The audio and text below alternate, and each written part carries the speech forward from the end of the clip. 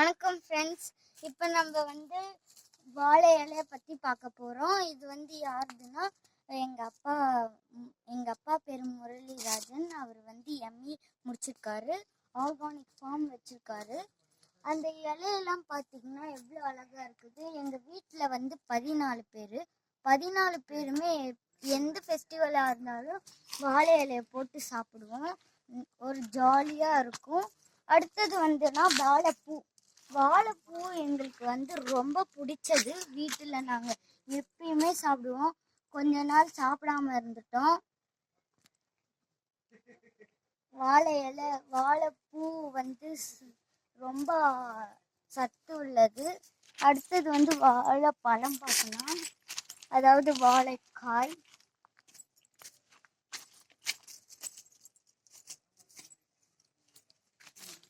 வாழைப்பழம் அங்கே பாருங்க, நீங்களே பாருங்க எப்படி இருக்குதுன்னு. நீங்களே பாருங்க, நான் கை வச்சு காட்டுறேன் பாருங்க எப்படி இருக்குது.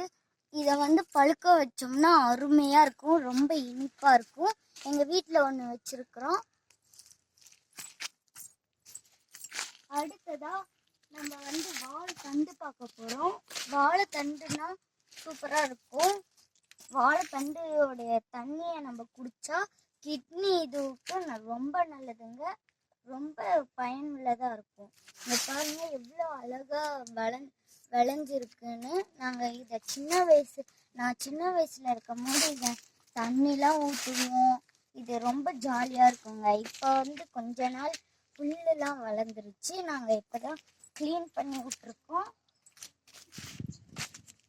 அதுக்கப்புறமா இது எல்லாத்தையும் பாருங்க, சூப்பரா இருக்கும், அருமையா இருக்கும், அருமையானது. இங்க ஒண்ணு கூட இருக்கு பாருங்க.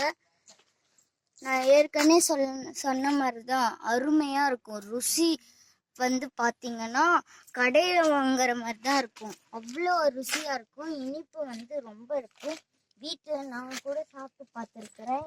இந்த மரத்துல இருந்து தான் எடுத்தோம்.